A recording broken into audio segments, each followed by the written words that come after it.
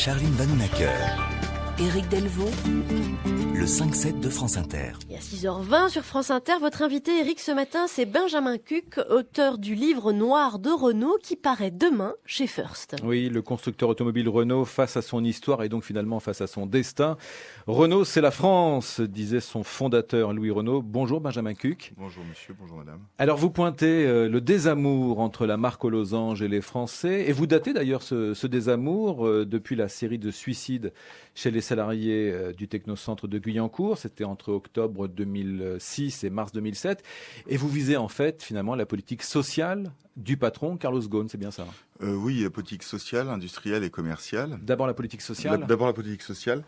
Renault a toujours, depuis la Libération, été un laboratoire social de la France. C'est la première entreprise qui a donné une 4e semaine de congés payés. C'est la première entreprise qui a donné des caisses de retraite complémentaires, des caisses de mutuelles et complémentaires intégrées à l'entreprise.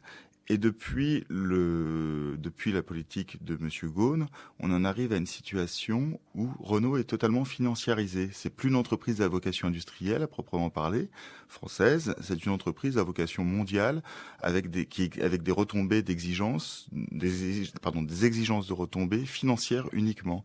On ne cherche plus à faire progresser la France. Quand Renault progresse, c'est la France qui progresse, disait Pierre Dreyfus, le patron pendant 20 ans de Renault. Aujourd'hui, ce n'est plus le cas. Vous critiquez donc pas seulement la politique sociale, mais bien la politique industrielle et en premier lieu sa politique de délocalisation. Une catastrophe selon vous? Une catastrophe. En 7 ans de temps, on est passé de 1,3 million de voitures fabriquées en France à 450 000. C'est-à-dire que des gens sont payés à rien faire chez Renault, pour ainsi dire, ou pas totalement à rien faire. Mais les capacités de production de Renault sont totalement en sous-production. Et pendant ce temps-là, on va exploiter de la misère en Turquie, on va exploiter de la misère au Maroc où les salaires sont de 250 € par mois, dans les usines Dacia Renault du Maroc, 250 € par mois, quand Monsieur Ghosn, je le rappelle, gagne 1 million d'euros par mois. C'est-à-dire 4000 fois le salaire. Il y a un écart de 4000 fois entre le plus petit salaire et le plus haut salaire dans l'entreprise. Ça dit, on connaît l'argument aussi, on vous répondra que la compétitivité est plombée par le coût du travail. Enfin, le discours est connu sur cette délocalisation, je ne cherche pas à justifier, mais enfin, on connaît le contre-argument. Bien sûr, mais sauf que BMW fabrique 80% de ses voitures en Allemagne et le reste aux États-Unis où les salaires sont très élevés. Ford fabrique 50% de ses véhicules aux États-Unis. Le salaire d'un ouvrier américain est 20 à 30% supérieur à celui d'un Français. Est-ce que les délocalisations sont justifiées aux États-Unis? Non. En France, on est arrivé à l'absurdité telle qu'on fabrique des moteurs en France et en Espagne, qu'on envoie en Roumanie ou en Turquie pour des voitures, et on ramène les voitures en produits finis en France.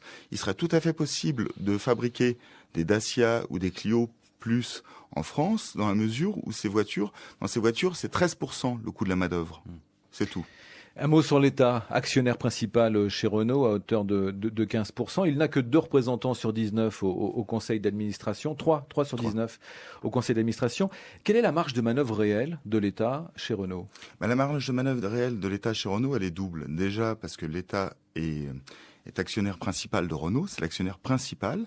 Il est en plus... Renault est pourtant propriétaire à 46% de Nissan.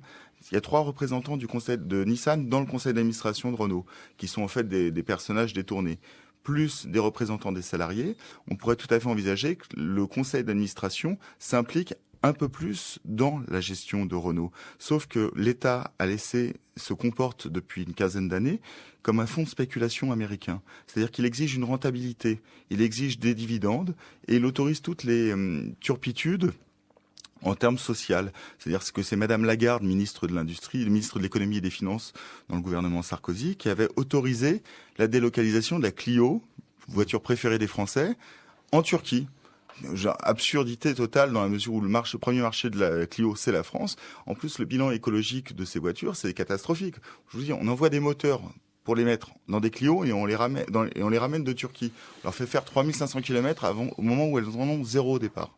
Le temps passe vite, on aurait pu parler aussi du passé de Louis Renault pendant la Seconde Guerre mondiale jusqu'à sa mort en 1944, après-guerre, donc sans jamais avoir pu faire son procès sur la collaboration. Et contrairement à d'autres thèses, vous êtes catégorique, vous dites qu'il n'a pas été victime, Louis Renault, en prison, des mauvais traitements de résistants transformés en gardien de sa cellule, qu'il l'aurait tabassé, mais ça, pour la suite, on lira ça dans votre livre. Merci beaucoup, Benjamin Cuc. Et donc le livre noir de Renault paraît donc demain aux éditions First.